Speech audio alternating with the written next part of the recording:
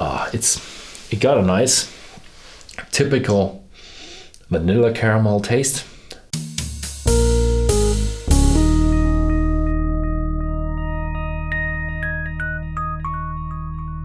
Hello and welcome to Whisky.com. And today we have another two American whiskies. It's the James Oliver whiskies. They are whiskies, they come from Portland, Oregon. And we have the American whiskey, the bourbon barreled American whiskey, and we have the rye. Today we're gonna look at the American whiskey. Is it a bourbon? No, it's not a bourbon. It's not a bourbon because they don't quite follow regulations, but you could maybe technically call it a bourbon, but there would be a lot of, it's in the gray zone. And let's have a look why that is. First of all, I have here the regulations from the US government about what to call a bourbon. Whiskey produced in the US. Portland, Oregon is produced in the US. So check that. Not exceeding 80% of alcohol. It's a 160 proof. It's 43% alcohol by volume. And that means it's 86 proof, which is well within limits. So check this. And from a fermented mash of not less than 51% corn.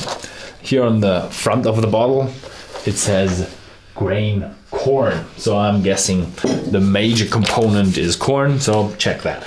And stored not at more than 62.5% alcohol by volume, 125 proof. We can't know that. Maybe, probably. In charred new oak containers. So was it stored in new charred oak containers? And there's a little trouble here. I have a little trouble with this bottle. Single barrel. And then it says N.A.O. So I researched that, and it can, on the one side, it can mean North American oak, or it can mean new alternative oak. So I had a look at the James Oliver website, and it means North American oak. And then a slash used French oak. So it's double barreled. First in new American oak. Doesn't say if it's charred or not, but probably charred. Usually every barrel gets charred. So after that they put it in used French oak. And on the website they said they put it in used bourbon barrels. So I'm a bit confused how the used French oak can be in the bourbon barrels. Because usually the bourbon is made from American white oak. First of all, because it's American. And second of all, American white oak grows faster than the French oak and is therefore a bit cheaper. And it's have more of a soft touch, which kind of works better together with the American flavor, what you expect of an American whiskey or a bourbon or Tennessee whiskey. So it was matured afterwards in used French oak casks, and that is not typical for American whiskey, and definitely not for a bourbon, because you should store it in charred new oak containers. It doesn't say whether you should exclusively mature it in charred new oak containers, so you could technically call it a bourbon because it was in new American white oak. And then you fill it in the used oak. So it could technically call itself a bourbon, but it's not a bourbon. So much for that. It's a batch whiskey. I have the batch 718. And I'm expecting a bit of a different whiskey, because usually the Americans are stored in the American white oak, and the French oak is known for its, that sticks in very well. It's a plastic cork. The French oak has more spiciness, a bit more bitterness, a bit more tannins. That's what you get from a Scotch, and not from a American whiskey. Went in pretty well for how hard it got it out, and it won some medals somewhere. Best American whiskey by International Whiskey Competition. I don't know. So let's have a try. Oh wait, before I want to read the story. The story is quite nice.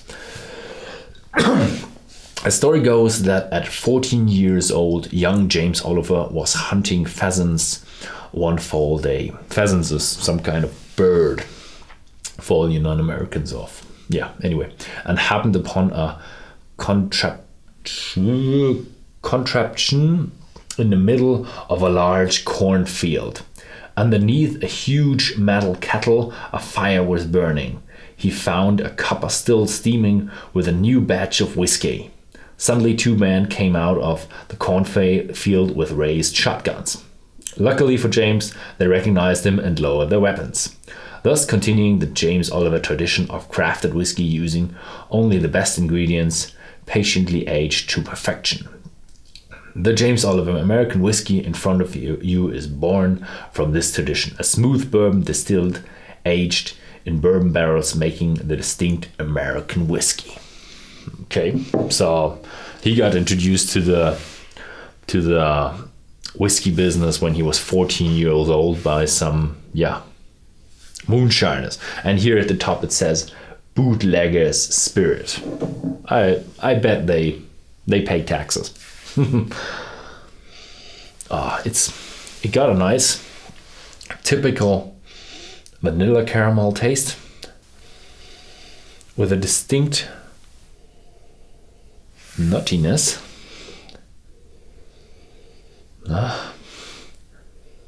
And woodiness, definitely woodiness. So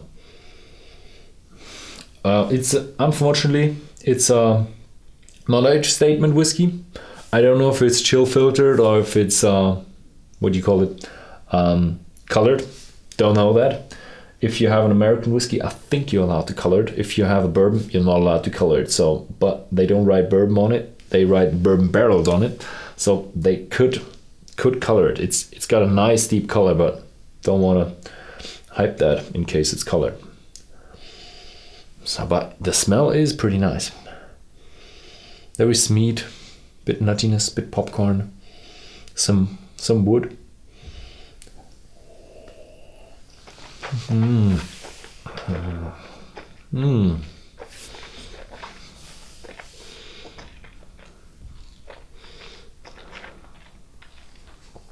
Oh, very soft, creamy. Yeah, vanilla, great vanilla taste.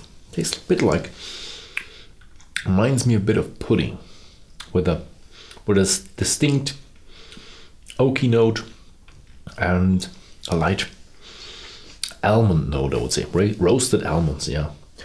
A distinct roasted note is in there as well. It's one of the, I would say, typical bourbon tastes, a bit on the woody side, a bit on the oak side. So if you like the oakiness about a whiskey, then this is probably a good choice for you.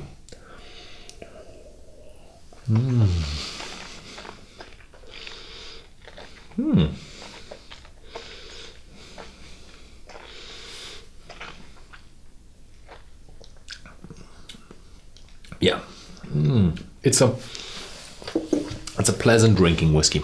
You have a smooth.